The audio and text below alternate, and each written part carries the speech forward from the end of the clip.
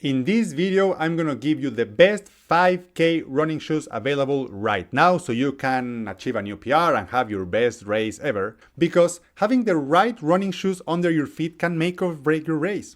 And after months and months of hard training, you don't want to mess that up. That's why, along with talking about these 5K running shoes, we're also gonna talk about the 4 crucial things a good 5K running shoe should have. So, by the end of the video, you know exactly what's the best 5K running shoe for you. If you are new to the channel, welcome. I am Diego Alcubierre, and I went from running my first 5K in over 35 minutes to running a 16 minutes and 40 seconds 5K last year at 41 years old. But most importantly, I helped dozens of runners to achieve new 5K personal records. And if you are looking to run a sub 20 minutes 5K, I have a great video with a full free training plan that you can follow, and I will leave the link in the description. So, with so many different options out there, there are hundreds of options of running shoes right now available in the market, and it seems that the brands are coming up with new ones all the time.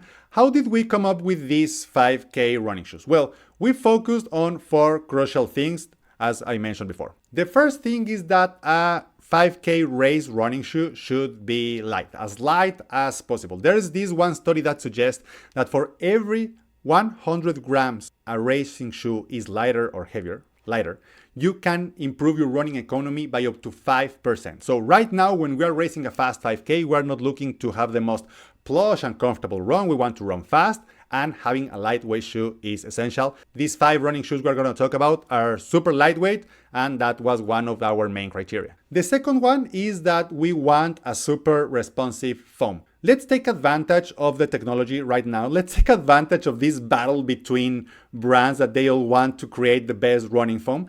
And some people suggest, and some studies suggest, that super shoes, the benefit of the super shoes is not as much on the carbon plate as we believe, but more on the super foam. So we picked shoes that have the newest technology in foam, so you can have a responsive and cushioned at the same time experience while running your 5K. The third one is sometimes overlooked, but I think it's super important, especially for 5Ks, and it's that they need to have a snug fit. You need to forget about your running shoe while you are racing. If you are thinking about it, your feet is moving forward, backwards, or sideways during a turn or a U-turn, and 5Ks are usually that way. They have a lot of U-turns or twists or that kind of things.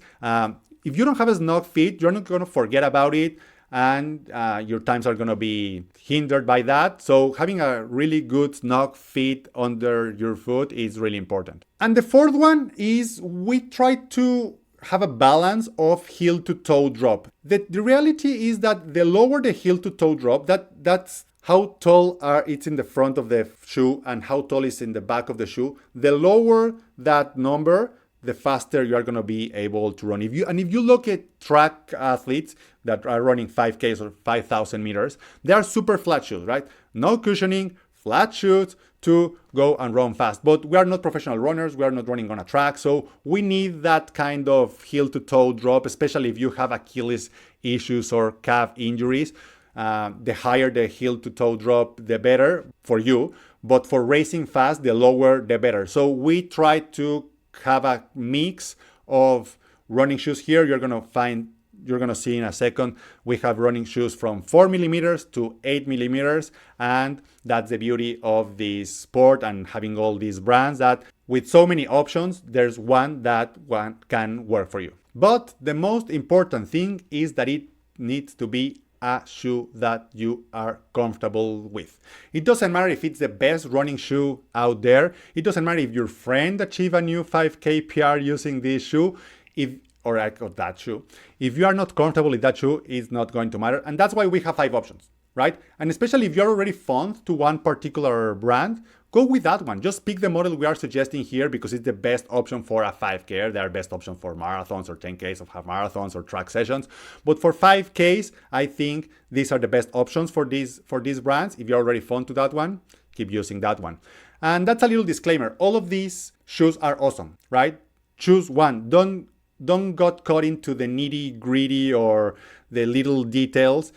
Go with what's comfortable for you. Any one of these shoes are gonna help you run faster, and hopefully achieve a new 5K PR.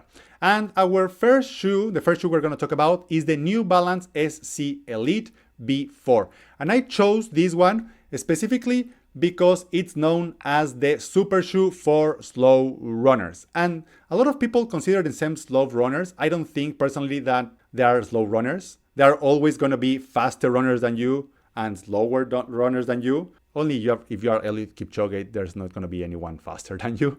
But other than that, there's always going to be people slower than you. So it's subjective, slow and fast, but that's how this running shoe is starting to go into the running world as the super shoe for slow runners. What are the characteristics of this shoe? They are not the lightest one at 8.1 ounces or 230 grams. Their foam is the fuel cell midsole made with Puma. Puma is one of the best foams right now out there. If you select a running shoe with Puma, you can't go wrong. The heel to toe drop is really aggressive at 4 millimeters, so that may not work for everyone.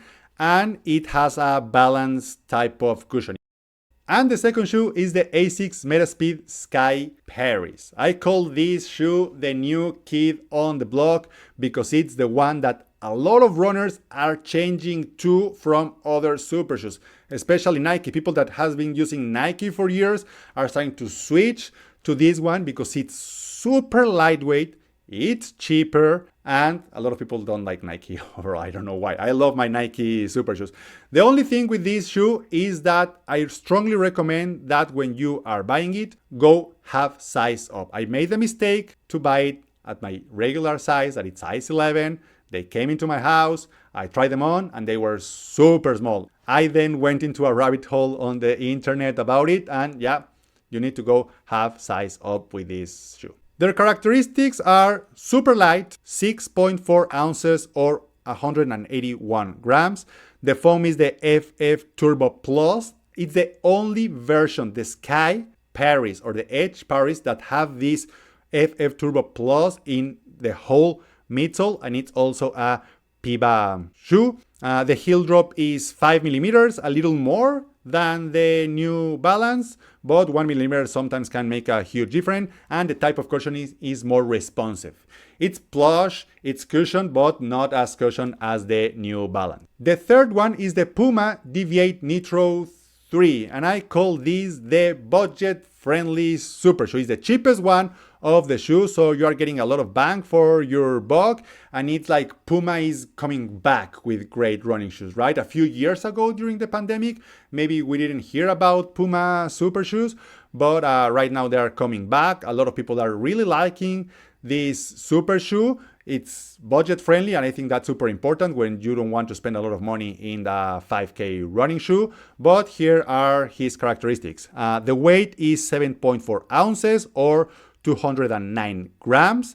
The foam is the Nitro Foam Elite, but the thing is that it's not a Puma foam. It's a TPU foam, and I think it's part of why it's so not so cheap, but cheaper than the other ones. But the heel to toe drop is awesome for most runners, that is 8 millimeters, and the cushioning is more responsive. If you see the shoe, it doesn't have that much foam in the midsole as the New Balance, for example, or the Asics, so it's a little more responsive. It's not that cushioned, but if that's what you're looking for, it's a great shoe to try on. The fourth one is the Adidas Adizero Takumi Zen 10. That's a mouthful of a name, right? But this is like a modern flat race, and we talked about that if you go and watch track athletes, you're gonna see that their racing shoes are super flat, right? So this is like a modern version for us regular runners that are doing road racing. But if you are used to that, if you were a track athlete in high school or in college, or you are used to really minimalist shoes, or more minimalist than other shoes, this Adidas Adizero Takumi Zen 10 is a great option for you. The weight is only 7 ounces or 198 grams. The foam is the Light Strike Pro, that it's not a PBA or a TPU or a PIBA, it's a TPEE, that according to Adidas, it's better than PIBA. Obviously, they're going to say that, but they say that they can pack more punch than Puma. That it's like a more compact foam that has a lot of responsiveness. And this shoe, I really like it because it has a 6mm heel to toe drop. So it's right in the middle between the New Balance, that is the one that has the lowest one, and the Puma, or we're gonna talk about the Nike Vaporfly in a second, that it's 8mm. So this one is at 6mm and it has a balance feel. It's not super responsive, it's not super cushioned, so I think it's a great option for most runners. And finally, we have the Nike Vaporfly 3. I call this the original super shoe, right? The first super shoe that we had back in 2018, 2019, the one that Eliud Kipchoge tried to break the first 2-hour marathon record, was a Nike Vaporfly. We are in the third iteration here. They are adding more foam every time with new iteration. And I think it's, for me, the perfect super shoe because it's the one that I was talking about. It's going to help you from a 5K up to a marathon. But the biggest con is that it's the most expensive one. So sometimes it's not the best option for a lot of people. Its weight is 6.5 ounces or 184 grams. The foam is Zoom X, that it's Puma. The heel to toe drop is 8mm, so that's also great for most runners. And the cushioning is balanced but responsive. I still remember the first time I wore these super shoes. I was feeling that I was walking on the moon. I never walk on the moon, but I suppose that's how it feels. It's like really bouncy and really soft, but at the same time you start running and you feel this propulsiveness and responsive of the super shoe and the carbon plate. So there you have it, 5 awesome options to race your next 5K and achieve a new PR. Let me know in the comments if you have used any one of these. I personally use the Asics and the Vaporflies. And don't forget to check the sub 20 minutes 5K training plan that I have right here. And also don't forget to subscribe to get notified when we upload new videos.